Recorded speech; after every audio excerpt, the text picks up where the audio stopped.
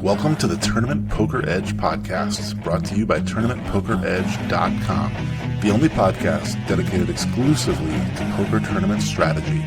Now here's your host, Clayton Fletcher.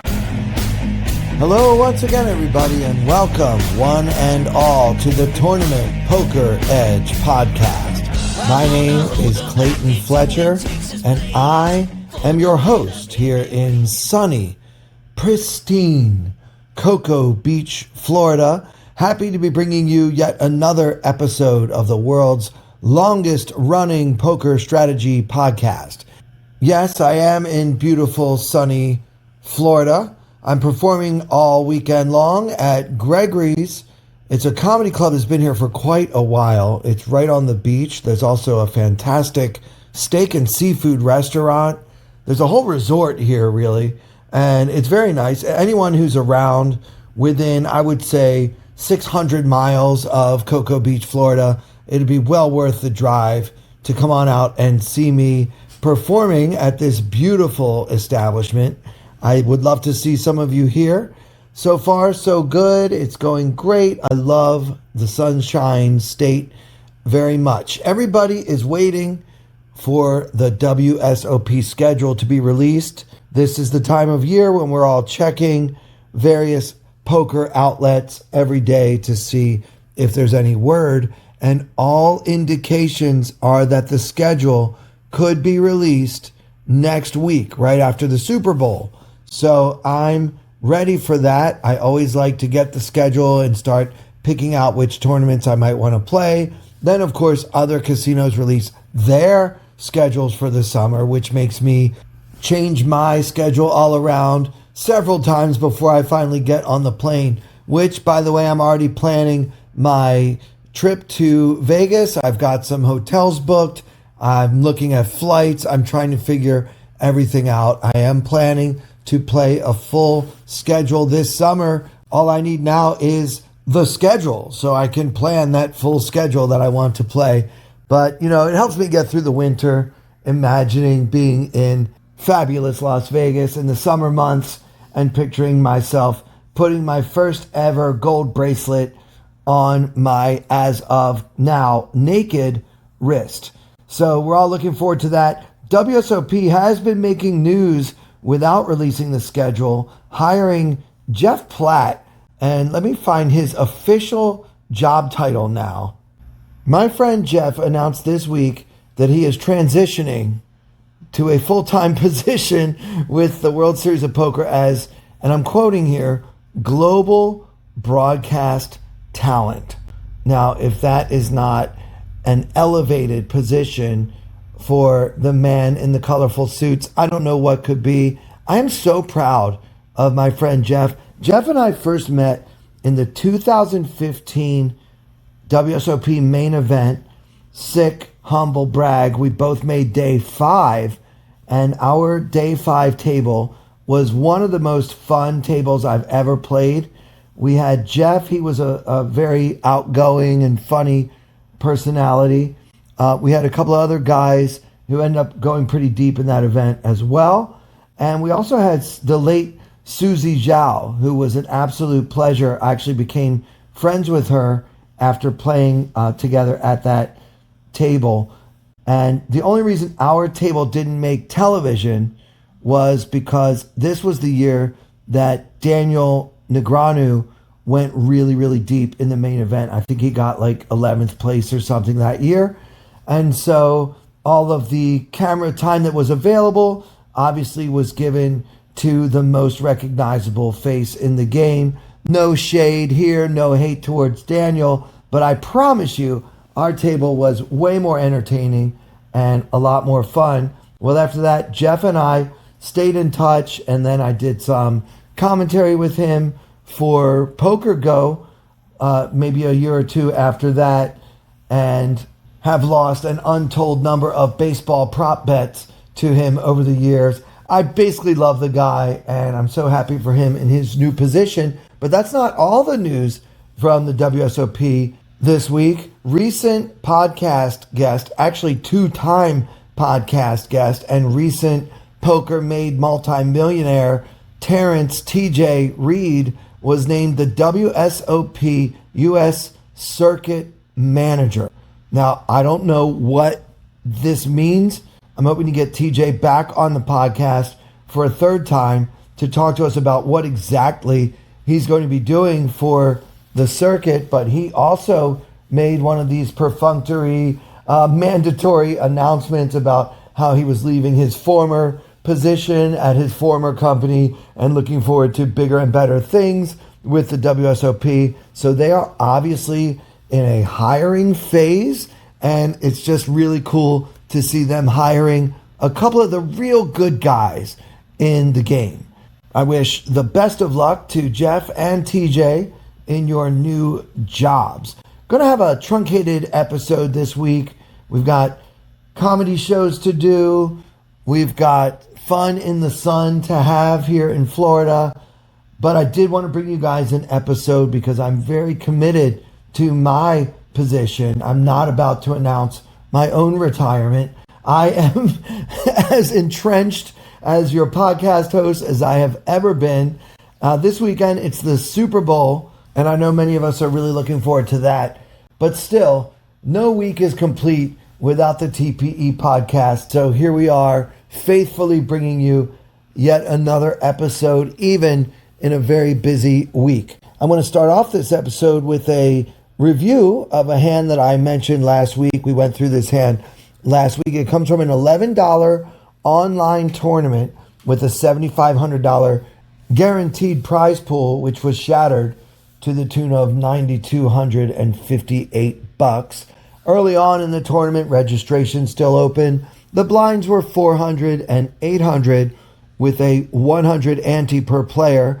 I am under the gun hero with the Queen of Clubs, Queen of Spades, and I open off of a stack of 50K, which was just below the average, which was closer to 60K. So I've got about 60 big blinds, and I make it 1,600 to go. I'm sure that the wizard is going to say I should make it a slightly larger open. Anyway, the action folded to the button, who called with pocket eights. The small blind also called too, but just to simplify things, we're going to take him out of the picture. He ends up folding on the flop. So we'll just do this as a heads up hand. And we're going to check my strategy versus that of a perfect GTO robot by using GTO Wizard. This is my favorite tool to use to improve my poker game. You can practice any spot over and over. You can analyze your own play by uploading hands that you've played online, and the wizard will help you find leaks and holes in your game. You can study any spot and look at the GTO strategy based on how many big blinds you have, what kind of tournament you're playing, or even if you're in a cash game, or it's a mystery bounty or a PKO or what have you. And you can even play either heads up against a GTO opponent who will absolutely annihilate you, I promise, or you can have a better shot at something called Poker Arena, which is your chance to match skill versus actual human opponents in heads up poker and have GTO Wizard improve your heads up game in the process. You guys can get a free trial for 24 hours followed by a 10% discount off your first purchase just by clicking our affiliate link, which is gtowizard.com/p/TPE. So taking a look at the line here, sure enough, with a 60 big blind stack, the wizard wants us to do a bigger open, not just a min raise, but rather 2.3 big blinds, which would be about 2,000, a little less. So yeah, I was right when I said the wizard's going to want me to go bigger. The wizard doesn't really go for the min raise until we get down to about 25 big blinds or so. So that means my sizing here is not exactly GTO Wizard approved. Now, the button called with pocket eights, and the wizard also calls in villain shoes 88% of the time, but we are actually allowed to 3-bet this hand occasionally on the button about 12% of the time, going to about 3x the original open. But Villain in real life called, so then we're going to see a flop with 6,400 in the middle. The flop comes 996 rainbow, and with my pocket queens, I decided to just go ahead and c-bet. I went for a half pot sizing, 3,200 into the 6,400 pot, and button elects to call with eights. So queens bet half pot and button called. Let's see what the wizard thinks. Well, it turns out the solver loves my bet, using this sizing 40% of the time as part of a balanced strategy that also includes about 8% check, and then occasionally a little bit smaller, occasionally a little bit bigger. But the main choice, the preferred play, is the exact bet that I made, half the pot. So I'm very happy to see it. We love when we get that double check mark from the wizard. But let's look at Villain calling. We can actually raise, again, 12% of the time with eights, just as we can 3-bet 12% of the time pre-flop. And we do have a call the rest. So 88% call. So we can give Villain also a nice pat on the back for a street well played. And then on the turn, it comes the 4 of spades. And now with 12,800 in the middle, I bet half pot again on the 4 of spades turn. So our board is 9964 with 2 spades, backdoor spades coming in on 4th Street. And I bet half the pot again and button called again. Now on this street, I can't really give myself credit because taking a look at the solver, GTO Wizard prefers a larger bet sizing, more like 9,500, 2/3, 3/4 pot, something like that. And we're only supposed to bet half the pot just 4% of the time. So while technically it's not a blunder, this sizing ends up being a pretty rare strategy. So I wish I had gone a little bit bigger. I do tend to size up in general when I double barrel on turn cards. So I'm not sure why I went with the linear. No, that's not right. What did Matt Stout call it? Geometric sizing, I think, was the when you just bet the same percentage of the pot every time. I'm not sure. You guys can flame me on Twitter at Clayton Comic if I've got the terminology wrong there. But yeah, I did half pot on flop and turn, where I'm supposed to do half pot mostly on the flop and then size up here on the turn. But I did not. So I did the 4% play, and then Villain called, and Villain gets a check mark, a double check mark, because pocket eights is actually a pure call for Villain facing this bet. And now with 25,000 in the middle, the river comes the 7 of spades, completing the flush and the straight on a board of 99647. I had no fear. As I mentioned on the podcast last week, I was fearless. I felt like I could still get called by hands like pocket eights, which is exactly what my opponent ended up having. But there were some other hands as well, such as 7-8 suited, that I felt could possibly pay off a good sized bet on the river, having made a pair. So I bet 12,000, once more half the pot, and Villain called.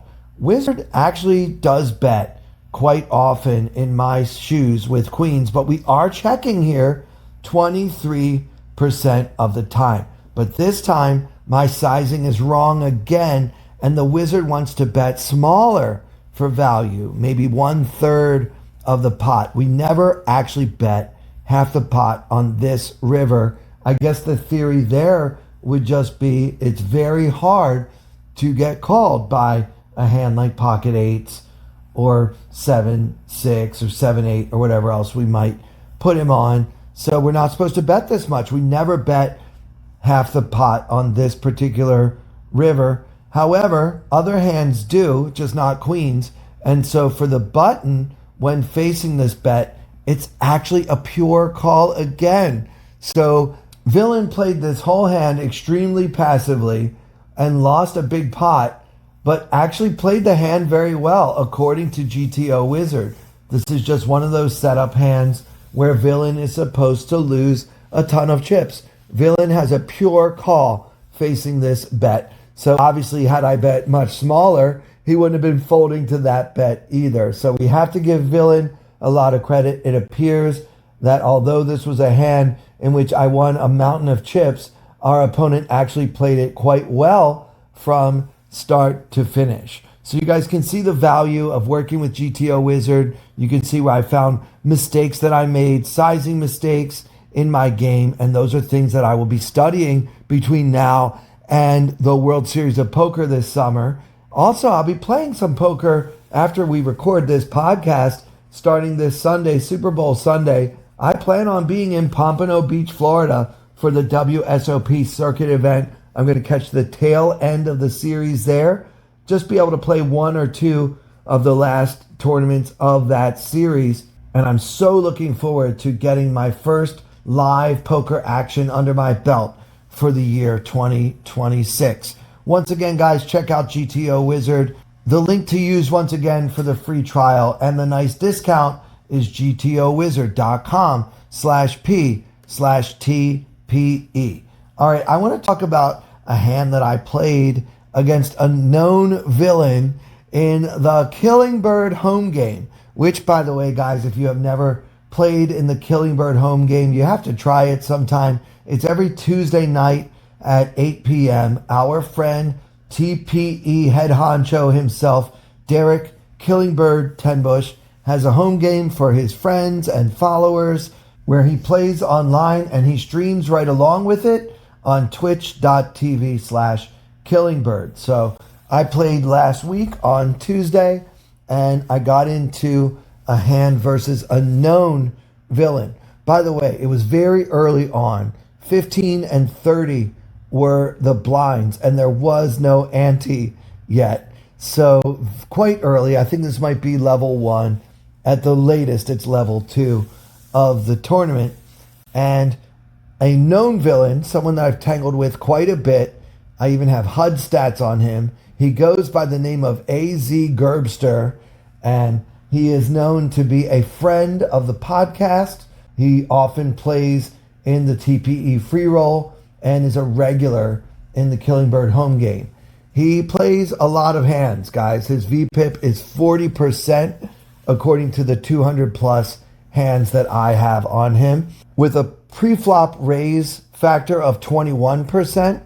So he only comes in for a raise pre-flop about half the time when he VPIPs. So that's not great. AZ Gerbster, you want to get that number up a little bit higher. Take more charge of the hands that you want to get involved in. You don't want to be 40-21. You don't really want to be 40 at all, but you definitely don't want to be 40-21. I think a GTO opponent would have a VPIP of around 25-26%. So you're playing too many hands and you're playing them too passively. And the 3-bet percentage of only 6% is also kind of in line with that. So yeah, we want to get in there and mix it up and take charge of the hands that we enter. But I shouldn't talk because AZ Gerbster is still sitting on a starting stack of 3,000, while meanwhile, Hero here, Mr. Podcast Host, has already lost almost half of his stack, and I'm down to 1,800. The only good news for me is that's still 60 big blinds at this point in the tournament. So the action folds to Mr. AZ Gerbster, a villain in this hand. He's in third position, and he's going to make it 105.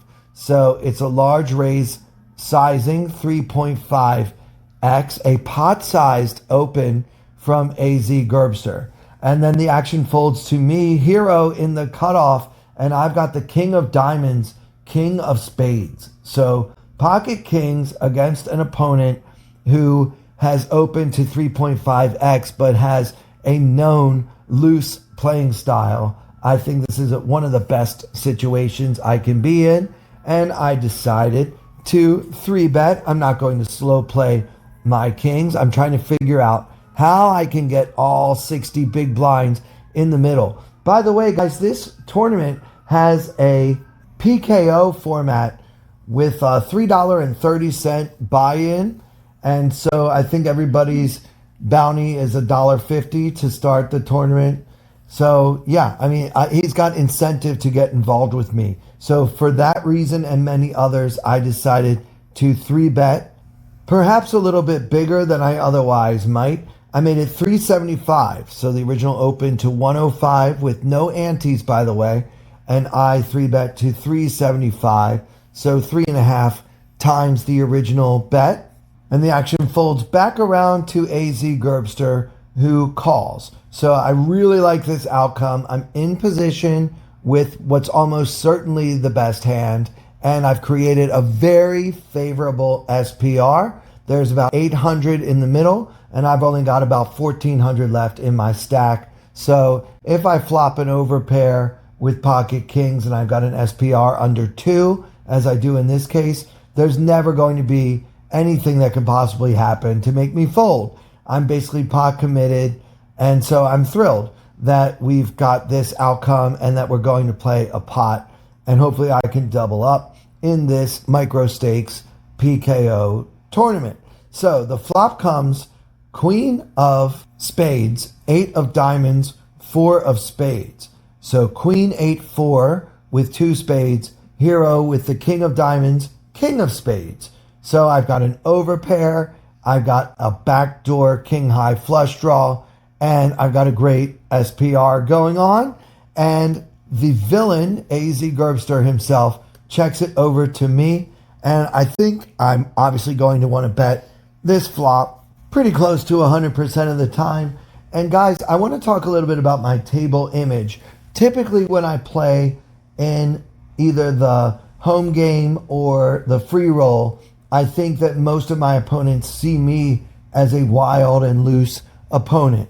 And as a result, they typically don't think I ever have anything, which tends to work to my advantage those times when I actually have a big hand like I do in this situation. So I'm not afraid to bet. I think I want to bet kind of chunky here. It's a fairly wet board, queen 8-4 with 2 spades. He could have a flush draw, although that's less likely when I have the king of spades. He could easily have a gut shot, jack 10, 7-6, 6-5, jack 9. There are a lot of hands that can continue when I bet. So I decided to go a little bit more than half the pot. I bet 473 into what's actually 795 in the middle. So fairly chunky there. And Gerbster makes the call. So we're going to see a turn. And now with 1,700 in the middle, I've only got 959. So about half the pot remaining in my stack. And the turn comes the jack of clubs. So our board is now queen of spades, 8 of diamonds, 4 of spades, jack of clubs, queen 8-4, jack. And now out of nowhere, AZ Gerbster decides to lead into the pot of 1,700. He bets 435. Now this is a very strange bet. It's about half my stack, and it's only about a quarter of the current pot. So what to make of this bet? I think most often he is going to have a piece of this board, and he's trying not to check so that I bet all in. He doesn't want to call my all in, so he's trying to set the price to see if he can get there on the river. Maybe he's got spades. Maybe he's got jack 10. You know what? If he has 10-9, he just made the nuts, and I'm about to go bust in this tournament. I'm not about to fold. Like I mentioned, when you get your SPR down to less than 2 and then you flop an overpair, there really is no scenario where you should be folding after doing all that. So I got the kind of flop I wanted. I'm not super crazy about this turn card, but you know what? I'm all in anyway, and Gerbster has now put himself into a tough position. Turns out he's got the jack 10 offsuit, and he makes the call, and now I just need to dodge a jack, a 10, or a 9, and I will successfully double up. Otherwise, villain's going to bust me out of this tournament, collect my bounty, and watch me buy in immediately again. Re-entries, I think, go for 5 or 6 levels in this thing. It's a really good time. You guys should absolutely play, and it's fun to chat along with Killingbird, who's so entertaining on twitch.tv/Killingbird. So lucky me, the river comes the 8 of clubs, and I achieve the full double up against my good friend AZ Gerbster, whose Jack 10 did not improve. And that'll do it for this episode. I hope you guys enjoyed it. If you did, really appreciate if you can rate, review, and of course, subscribe. I'd especially appreciate it if you guys can all subscribe to our YouTube channel, which is youtube.com/@ClaytonComic, or just go onto YouTube and do a search for Clayton Comic and just click subscribe. It doesn't cost you anything, but it helps our channel quite a bit. We are now posting video versions of all of our TPE podcasts, and we need to build the subscriber base in order to gain more visibility. That would be something you can do for free to help the channel out quite a bit. And for everyone here at Tournament Poker Edge, I'm Clayton Fletcher. Thank you so much for listening.